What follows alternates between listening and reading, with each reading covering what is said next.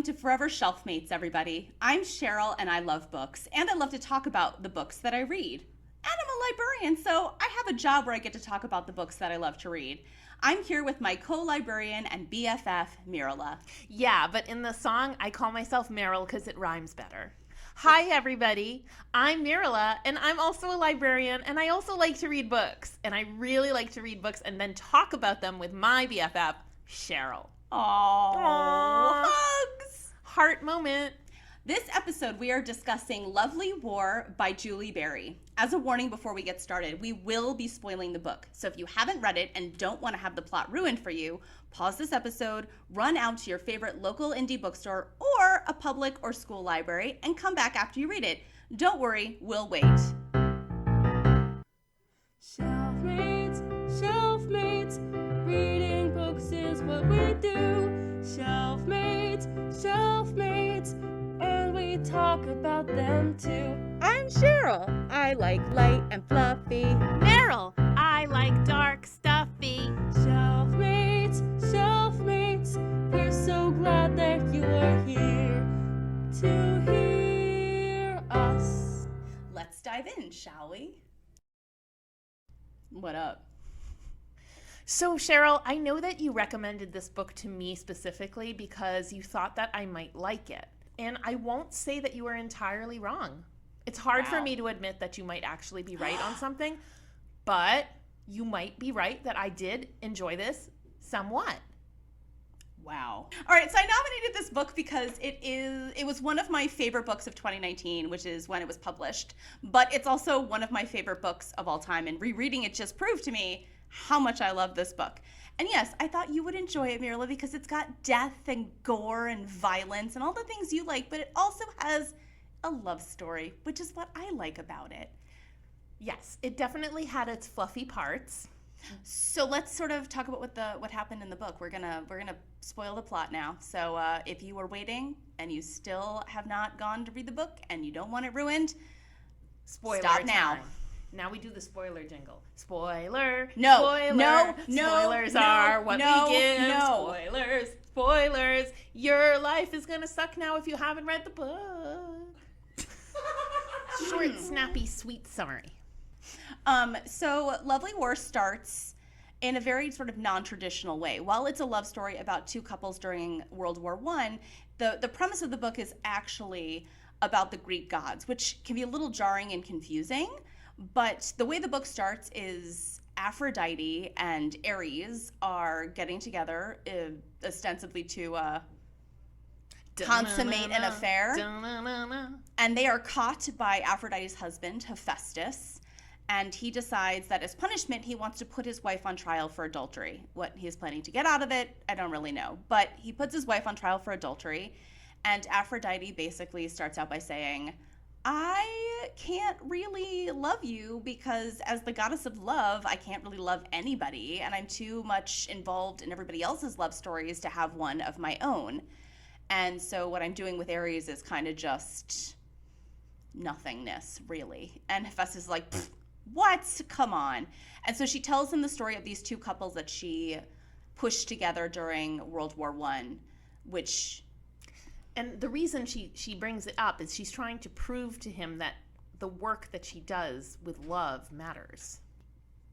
Isn't it that the gods are looking down upon her, right?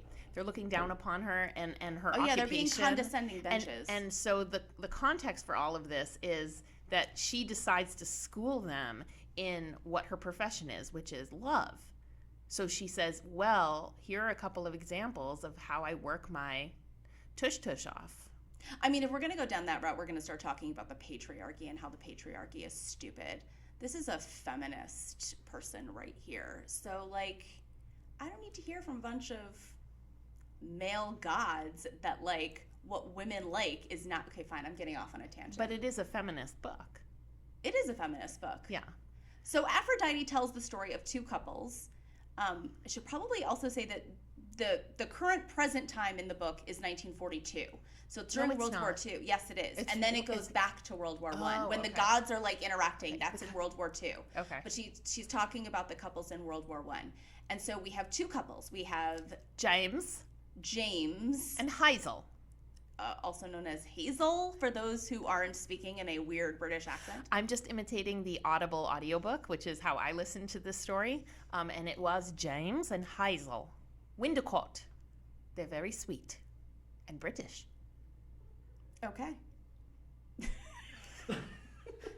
I mean, I like a good British accent, but that was definitely not one. Sorry. You wound me to the core, Your Majesty. Okay. They are a little bit barfy.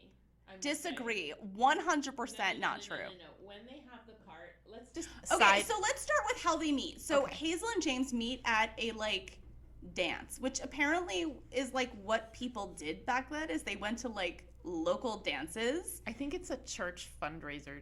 It's a church. It's in a church dance. I guess so. It was Yeah. a dance. Yeah. They met pre-Tinder, all J-Swipe. That's the Jewish one, I think. Pre-J-Swipe. You went to your local religious institution, Your local and parish. they had mixers where young people could get together and see if they were compatible. And James and Hazel see each other across the room, and it's basically love at first sight, which usually I don't like in books. I don't love the whole insta-love thing, but in this case it kind of worked. James is a young man about to be sent to basic training, and then get sent to the front in World War I. And Hazel is an aspiring pianist. And she's quite talented. She's quite talented, but she is staying at home whilst all the young men are being sent off to war. And she falls in love, first sight, with James. And they spend 2 days together. That's it. And then they're supposed to spend a third day together, but he gets shipped off to the front without any warning. And their relationship is very adorable, sweet, lovey-dovey, and fluffy. It is not fluffy. I take offense to that word. No, see, in the beginning, it is a little, there are some parts of it that are just barf. No, they're adorable. No, there's some barf. No, it's not barf. It's No. adorable. There's a part where they talk about James is hanging his coat over Hazel's coat because they both have to use the same hook to hang up their coats. And when he hangs his coat over her coat, he blushes. And what's wrong with that? It's adorable. It's just so, that wasn't, it's too much. It's too much. Disagree. All right? 100% disagree. It's too much. It's adorable. Back then, men and women couldn't be in the same room together alone.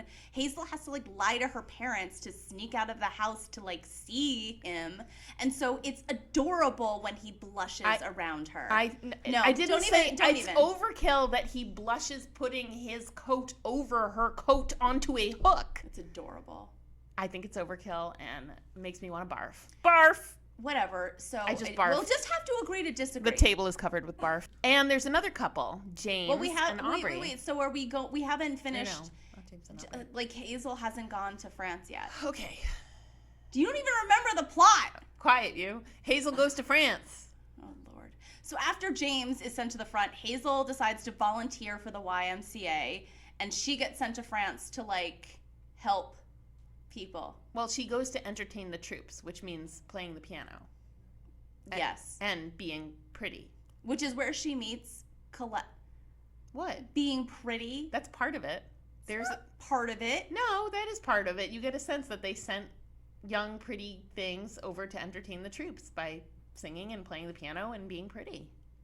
See, I disagree with the being pretty part. Okay. I sensed it, but okay. You also sensed that the romance is barfy, and that's completely wrong. Okay. So Well, we sense different things. Okay. So meanwhile, there's another couple, Aubrey, who is African American, and Colette. Colette is Belgian. She has a very attractive accent.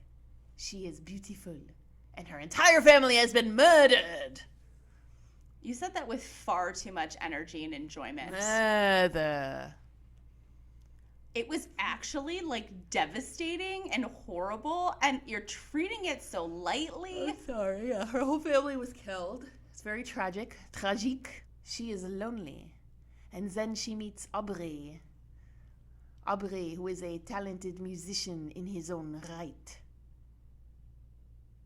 he is also a pianist. So Colette is Belgian, and her entire family and her boyfriend were all murdered by the Germans at the beginning of World War I. And so she is just alone in the world.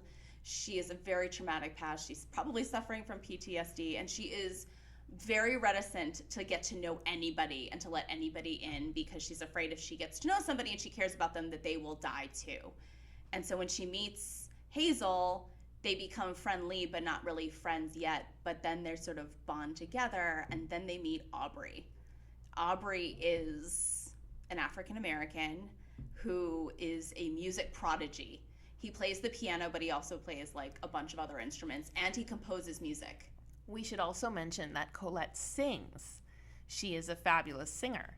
And so Hazel and Colette and Aubrey kind of meet up after hours because they find a piano, and they decide that they will practice together. They're rebels. They sneak out at night and practice the piano. Right. And they're not supposed to do that. And they're certainly not supposed to do that with each other, right? Because mixing genders. And now we have the mixing races factor, which is problematic to the people in charge at the time. Wow. Okay. Oh, well, so all of these things are sort of mixed together because we have, we have the story of James being at the front, which we haven't talked about yet. We have Hazel with Aubrey and Colette. And so sort of intermixed with all of this, I forgot what I was going to say. Oh, James is at basic training, and he's been sending letters to Hazel, and they've been corresponding, which they're adorable letters. Don't even fight me on that. They're adorable. They're so cute. I love them so much. Just don't. I just won't. I just won't say anything about what I think about the letters. She's imagining more barf, I'm assuming. But it's wrong because they are so... It's the only way they could communicate. They didn't have text. They didn't have email. So letters are the only way that they could talk. And so they do, and they get to know each other over the letters. And it's so sweet and adorable. And then James gets sent to the front, and he becomes a sniper. And yes, bad things happen. World War I was not good. Fireball. Well, so there's like this one day of fighting that's really, really terrible when the Germans kind of like storm the trenches. And so James and his sniper buddy like go up to the sniper nest and are shooting at all the Germans. And finally they think that they have succeeded in eliminating the threat.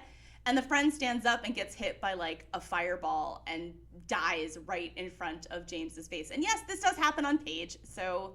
And then James suffers from PTSD and has to go to the hospital. And he's like out. He like doesn't wake up for like months. Because when he wakes up, the only thing he says is, "Where's my friend? Where's my friend?" And then they sedate him again because it's tragic. It's so incredibly tragic. And then the rest of the story is Hazel trying to reunite with James and rekindle their romance and relationship. And then more tragic things happen. And then sometimes happy things, and then tragic things. You don't remember any of the plot, do you? I do, but are we narrating every single point of the plot? Like, presumably people have read the book. So, I don't know. Well, because we talk a lot about James and Hazel, and we haven't talked anything about Aubrey and Colette. Well, and I think it's only fair if we give Aubrey and Colette the same level of care as we give James and Hazel. Well, let's do it. Because they're just as adorable. They are. So Aubrey and Colette fall in love basically just by hanging out with each other, practicing with Hazel. And he thinks her voice is sexy. She thinks his piano playing is sexy. And they just fall in love, and it's super sweet, and it's an interracial relationship, and so it's sort of a challenge just because there are lots of racists in the U.S. Army at this time, and they're not very nice. And some of them find out about their relationship and decide they'd like to murder Aubrey. And they do try. But they kill the wrong guy. Yeah. They kill somebody who was trying to go to the bathroom. They assume it's him coming out to use the latrine in the middle of the night, and it's not. It's actually Aubrey's friend who has gone to the latrine in the middle of the night, and that's who they kill. Whoops. Whoops. It's a bad whoops. And then James has to flee. He's got to go away. Not James. Aubrey. And then Aubrey has to flee. Actually, Aubrey doesn't have to flee. They're kind of like... No. You told me that he had to flee because Well, do you Lieutenant want to Europe. sit there and wait for the next dude to like come and murder you? Okay, No, fine. of course you Well, have to leave to get away from the killers. It is highly advantageous for him to leave. Therefore, Also, he he's leaves. kind of in shock. And Yeah. so he can't really function. And he doesn't even tell Colette goodbye. He just like vanishes overnight. And poor Colette is just sitting there and she doesn't know if the dead guy is her boyfriend. And they can't identify him because the murder was that gruesome. And once again, this happens on page. Right.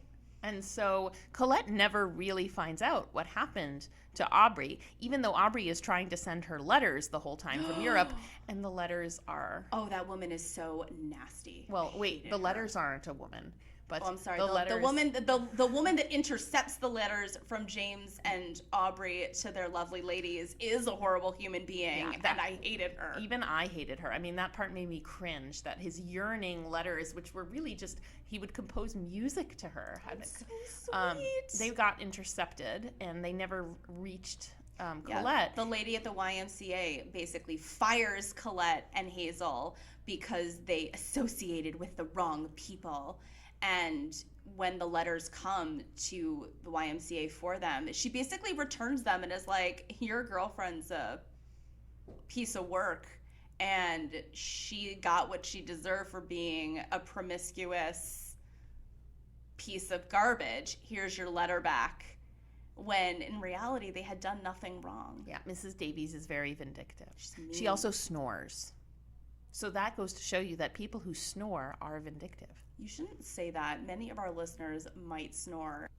Will they be reunited? Will they not be reunited? And so in between all of these stories, you forget about the Greek gods, but they come back every now and then because Aphrodite calls witnesses at her trial. Because remember, she's narrating the story because it's her trial. So she brings in Apollo and Hades to give, and Ares to give testimony in her trial. And so it's sometimes a bit jarring because it jumps point of view. Most of the time it's Aphrodite, but then some of the chapters, it always tells you which god is narrating. But it's a little strange when all of a sudden you get Ares, who's very like, war is good. Let me tell you about all the people who just died. And you're like, oh, but what happened to the love story? Right. It does leave you on cliffhangers from time to time, especially when there's a giant explosion and then all of a sudden they shift to the story of the Greek gods. But can we just talk about how wicked awesome some of these characters are in terms of the Greek gods? I mean, Hades had my heart. He is wickedly funny. He dresses up like religious figures Yeah, it's for sort of, amusement. he sort of says he dresses up as like a priest or a rabbi and like walks down the street. And all I kept envisioning was like the Hasidic rabbi with the payas, and it's actually Hades. Oh my God. It's really funny. That was very funny. Yeah, I really enjoyed the bantering that went on between the Greek gods, but I did think that it could be its own story. I would like to have a book, just the Greek gods speaking and interacting with each other. And then you could have the double love story with James and Aubrey. You could have that in a separate novel. I don't think they necessarily had to be together. But that said, Julie Berry does a decent job of pairing the two. Decent. It was good. An amazing job. It was good. It's very well written. I think it's very well written. I would never have come up with this plot device with the Greek gods. I mean, it's ingenious in some ways because she's telling the story through these narrators that you just don't expect. Right. So I enjoyed that a lot. But it was very annoying to me that you recommended this book to me because I kept waiting the entire time for something horrible to happen. And because you know that I like the dark stuff. I'm Mirele. I like dark stuffy. So I was waiting for the other shoe to drop the whole time. And yes, there were explosions. Yes, there were parts where people's faces were ripped off. Yes, there were deaths. But in the end, it was happy. And I found that bewildering. How could you do such a thing to me? I don't see anything wrong with that. All of them deserve to have their happy ever after, and they totally deserved it, and I love them all. And then what happens is that because the Greek gods are at present day in 1942, there is an illusion at the end that now Aubrey and Colette's children and Hazel and James's children are fighting in World War II, which made me so sad. history repeating itself, which was real. I feel like in the Second World War, it was all of the children of the people who survived the First World War, and how devastating that must have been for families to live, especially people who lived through both. Oh my gosh, it broke my heart at the end. Well, I'm glad your heart was broken. Wow, Because that's harsh. That was harsh. I don't mean that. She does, really because she likes it to be sorry dark. that your heart was broken. I don't like broken hearts. My coffee high is running out. Okay, so we left off. Aubrey had vanished after almost being murdered. James had been blown up. Well, his friend had been blown up in front of his face. And Aubrey and Colette had been fired from their volunteer position and had moved in Paris with Colette's aunt, which is the only family member she has left. And so eventually they find out that James is at the hospital, and Aubrey. There are too many names in this book. Hazel and Colette go on a train to go see him in the hospital, and the train blows up, and Hazel is injured. There was a lot of like, oh, this character is injured. No, that character will be injured now. No, let's injure a different character. There was a lot of violence, and I mean, that's the nature of war, is that there's just a lot of violence. Mm-hmm. And as we said, everything ends happily ever after, so everybody is okay at the end. I can't remember how Aubrey and Colette get reunited, though. Oh, well, Aubrey just shows up, and Colette welcomes him because she's completely astonished that he's still alive. He finds her in Paris. Right, and then they just build a life together, going on tour. Hazel ends up at the hospital. She gets somehow reunited with James at the hospital. I think he was there already. Okay. She was going to see him, and he's with her while she recovers. And they all bond as friends. So they're all just one big happy family of friends. They're all buddies. And then for the Greek gods, what happens in the end is Aphrodite was tricking Hephaestus. So sweet. Yeah, she was tricking Hephaestus to declare his love for her. Because all she ever wanted was to be loved, and he didn't seem to love her. But I don't really understand how she trapped him into doing that. I don't understand it. I got a little confused at that point in the book. Well, I think that what her point is that Hephaestus is so busy with his forge and his making the lightning bolts for Zeus that he doesn't pay her any attention. So everything she's done has been to gain his attention so that he can realize that his life is more than just lightning bolts. Yeah. And through this, he sort of realizes that he does love his wife. That's all we have for you about Lovely War by Julie Berry. If we've inspired you to read this book, or you've read it before and you have some thoughts or opinions you'd like to share with us, please reach out at our Instagram at @4EverShelfmates. We look forward to seeing you next time when we will talk about another historical fiction book, The Gentleman's Guide to Vice and Virtue by Mackenzi Lee. Thanks for listening! Forever Shelfmates is produced in collaboration with an incredible team. Our logo was designed by Mirele and Miriam Goldell. Our theme song was written by Mirele and Noah Osofsky and was performed by Abby Chessman. Our producer is Aaron Adams, Benevolent Overlord, and our show is hosted by Mirele and me, Cheryl Fox Strausberg. That's all the time we have for you this time.